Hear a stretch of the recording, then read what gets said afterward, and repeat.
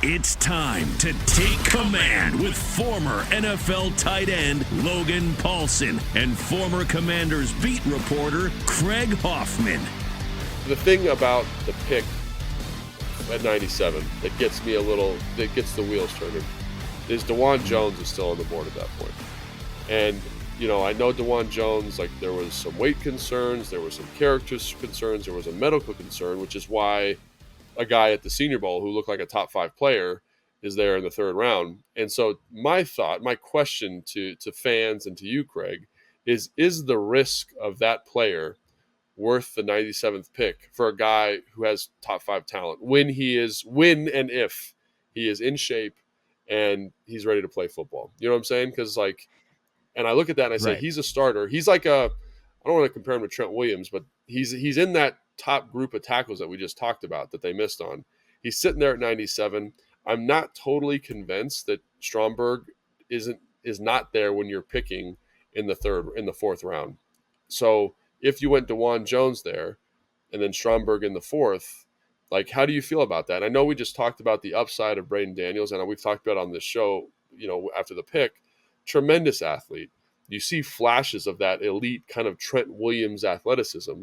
It's super inconsistent, but it's there. So the projection's there, but like you just said, I think you said it very nicely. There's a projection element that he's going to be a swing tackle kind of at best in his career.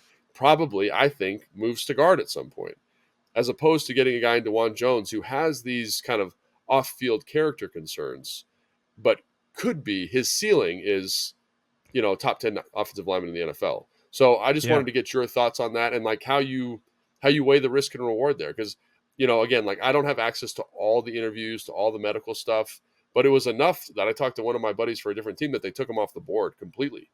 And so is there when does the risk outweigh the value, or whatever that relationship is? Yeah.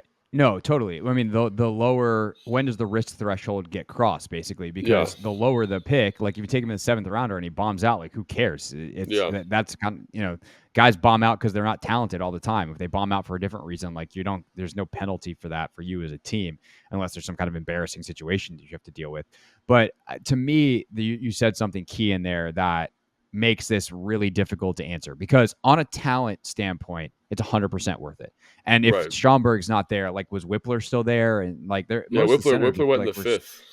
Yeah, so Whippler's there. But they like bigger centers, and Stromberg is more their type. Sure, but this is not an indictment of Stromberg in any way. I think Stromberg's an excellent football player, really, really good football player.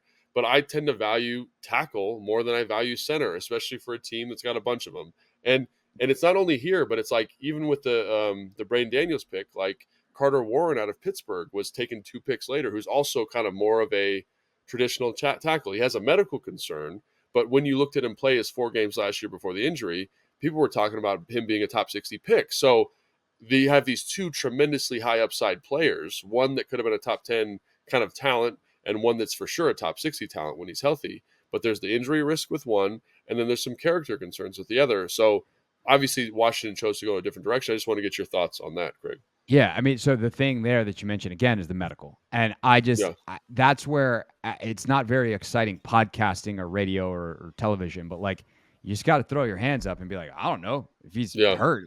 If there's a medical red flag and he's off the board, then he's off the board. Yeah. And you don't put guys back on the board because they're all of a sudden a better value. You took them off the board for medical for a reason, or potentially for character for a reason. Right. I think with Dawand Jones, it's more character. Yeah, it's more character stuff. But and weight concerns, I would assume, just talking to people around the league, no one, because it's all HIPAA stuff, so no one's going to definitively say, oh, whatever. But there's undertones of he looked kind of big at his pro day or whatever. You know what I mean?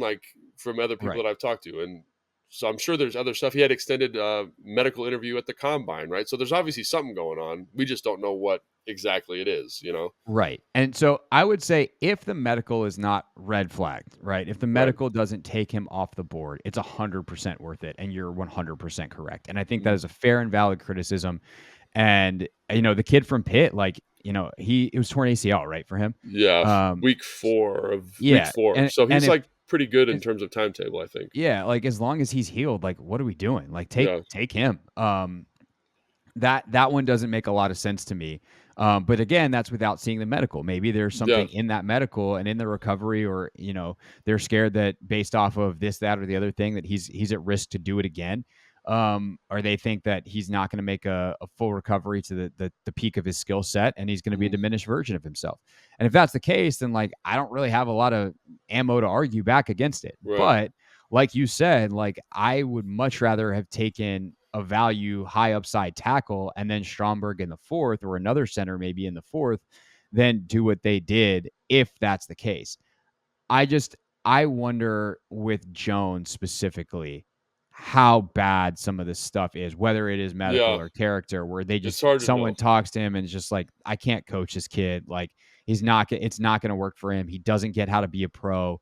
And it's not, the talent is tantalizing, but like potential gets you fired, and I'm not going to mess with it. I'd rather have someone who's going to come in, work hard, and actually be in the league for 10 years versus a guy that's going to flame out after 4 because he's not willing to put in the work, or it's not worth the energy that we have to put in to keep him healthy and on the field because he just doesn't do the things that he needs to do.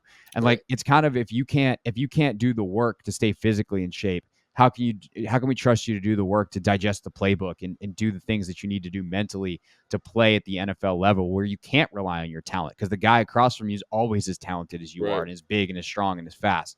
And so there's a history of offensive tackle, big offensive tackles with weight issues in college continuing to have weight issues in the pros. And I will say, at the Senior Bowl, he came in at 370 and he looked amazing. He looked like a top 5 player. Like, he looked awesome. But I remember watching when we were still doing the pregame show. Mm-hmm. We watched Dawand Jones. Remember, we watched him late in the season. He looked like he was about 420 pounds, right? He looked enormous and heavy. And like, you cannot, like, that 420 pound Dawand Jones is not going to be It's not blocking Von Miller. Right. But 370, oh yeah, man, it's a party now. You know what I'm saying? But how often is he going to be 370? And I guess the other question is 420 pound Dawand Jones better? Does he have more upside than Braden Daniels? That's a kind of an unknowable question, in my opinion. But again, like, this is the type of stuff where like interviews become so important. And everyone, I've gotten a lot of questions about Dawand Jones being there. The other thing I want to say is they drafted a lot of guys that they had top 30 visits with. And Dawand Jones, his top 30 visit fell through. And I bet, I don't know this, but I'd be willing to bet a lot of money it was because he was out of shape and they were going to have him get on a scale, and he wasn't in shape. That's what my gut tells me, hearing all this stuff about him. So again, like, there's a interpersonal relationship here with these players that the coaches have to have, which you highlighted beautifully there. So again, like, I know it's frustrating and people get mad when they're like, oh, so-and-so didn't pick so-and-so player, but there's all this other stuff there that makes it a little bit more complicated. And, potential is tantalizing, like you said, but it also gets you fired, which I think is a very good point.